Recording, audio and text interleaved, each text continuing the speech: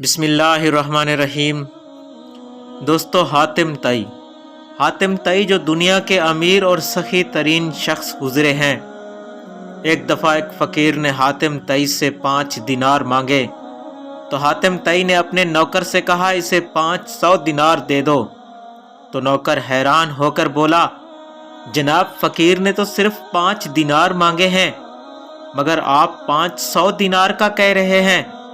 تو حاتم طائی نے جواب دیا، وہ مانگنے والے کا ظرف ہے اور یہ دینے والے کا ظرف، اور کہا اگر دنیا کا سخی 5 دینار مانگنے والے کو 500 دینار دے سکتا ہے تو سوچو وہ جو دنیا کا سب سے بڑا سخی اور سب سے بڑا مالک ہے، وہ اپنے مانگنے والے کی تڑپ دیکھ کر اپنی شان کے مطابق عطا نہیں کرے گا۔ حاتم طائی نے ایک اور بات کہی، میں نے 4 علم اختیار کیے ہیں اور دنیا کے تمام عالموں سے چھوٹ گیا۔ کسی نے سوال کیا وہ کون سے علم ہیں؟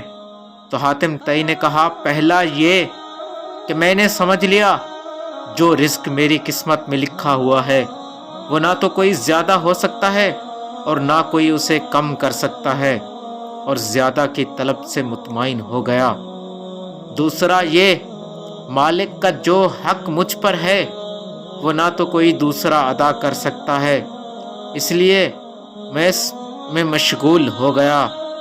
اور کہا تیسرا یہ کہ ایک چیز جو مجھے ڈھونڈتی رہتی ہے اور میں اس سے کبھی بچ نہیں سکتا، وہ ہے موت، اور میں نے اس سے سمجھوتا کر لیا۔